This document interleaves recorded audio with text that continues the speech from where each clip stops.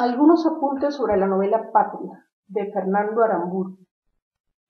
La banda terrorista Euskadi-Ta Askatasuna, ETA, asesina a un empresario vasco en la provincia de Guipúzcoa, País Vasco. No es la primera víctima, por desgracia tampoco será la última. Sato, no llegamos a saber su nombre real, era dueño de una empresa de transporte, pero no venía de familia adinerada, al contrario, era un hombre sencillo y emprendedor, una buena persona, amante del cicloturismo. Compartía el hobby con su mejor amigo Josian. Sato colaboraba económicamente con todas las celebraciones que realizaban en su pueblo. Se creía apreciado por sus vecinos, por sus empleados. Todos estos eran de la zona. Él no se metía en política, daba trabajo.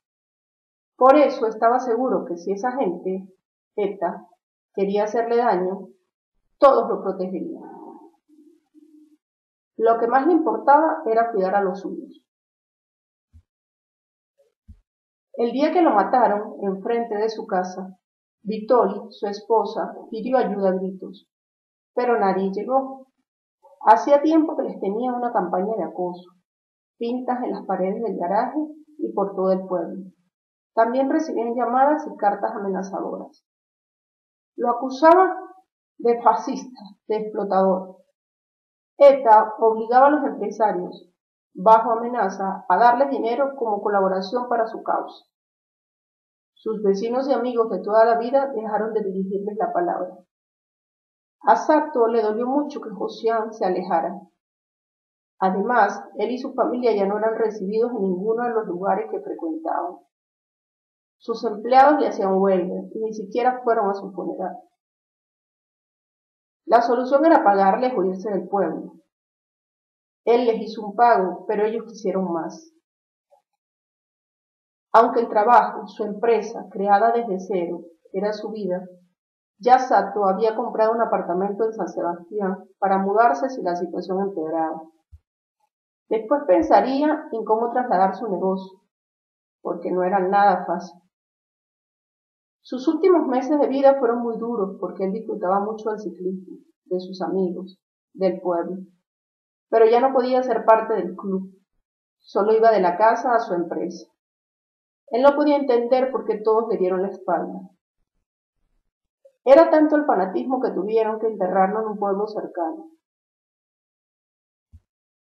La historia transcurre entre 1980 y 2011 aproximadamente. Comienza cuando la gente de ETA comunica que dejará la lucha armada.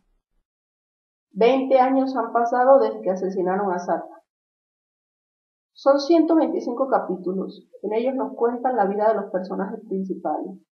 Conocemos algunos de sus pensamientos más íntimos, muchos de sus recuerdos, sus miedos, además la relación que existe entre ellos.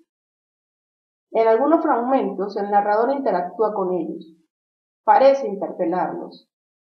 En otros, el personaje asume la narración. A veces es solo una línea, 2 palabras, pero eso la hace más intensa. La historia está contada desde la cotidianidad, los olores del pescado en casa de Miren a la hora de las comidas, las misas, Josian limpiando su bicicleta y rascándose un costado cuando ha bebido de más. Pero también las manifestaciones, la quema de autobuses y la lluvia, testigo estruendoso de todo lo que ocurre. Aunque la historia toca un tema tan triste y terrible como el terrorismo, es preciosa. Cuando Vittori decide volver a su pueblo, primero lo hace de bajo perfil. Va por unas horas cada cierto tiempo. Pero como siempre quiso saber todo lo relacionado con el asesinato de su esposo, opta por instalarse en su antigua casa. Necesitaba respuestas para encontrar algo de paz. Y es por eso que surge un enfrentamiento, en realidad una guerra fría, con su ex mejor amiga Miren, madre de José Mari, uno de los implicados en la muerte de Sato. Al regresar la siguen rechazando, no le hablan ni se le acercan, aunque como viuda también es víctima. Vittori visita la tumba de Sato con frecuencia, Le cuenta todo lo que va sucediendo. Lo regaña como cuando vivía. Le hace preguntas. Hace todo lo posible por mantener su recuerdo vivo. Ellos se amaban mucho, aunque nunca se dijeron un te quiero. En la casa de Miren le dicen la loca. Sin embargo, Aranza, su hija, siempre apoyó a Victoria. Con el tiempo se vuelven amigas cercanas. Hay unos capítulos que calan hondo. Por ejemplo, el síndrome del cautiverio. Cuando Aranza se mira al espejo y recuerda lo que pensaba y sentía cuando estaba hospitalizada, pero sin poder comunicarse más que con el movimiento de los párpados. O los capítulos dedicados a Osemari, lo que implica el encierro. El saber que su juventud se quedó entre esas paredes, y cuando logra comprender que fue manipulado, que se aprovecharon de sus creencias, de su ingenuidad. Los capítulos dedicados a Victoria también son conmovedores. Ella vive sola. Tiene una gata por compañía. Los momentos que pasa en su pueblo son difíciles porque la falta de su esposo la hace sentirse más sola. A pesar de todo, ella es una mujer valiente. Les cuento que leí esta novela 2 veces. Me encantó esta narración desde el día a día de personajes tan cercanos y tan distantes al mismo tiempo. Me animó a conocer la historia del País Vasco y de Héctor. Para 2018 todavía había 250 etarras cumpliendo condena en España y 50 en Francia. En muchos pueblos del País Vasco les siguen rindiendo homenaje. Cuando los liberan, todavía los consideran unos héroes.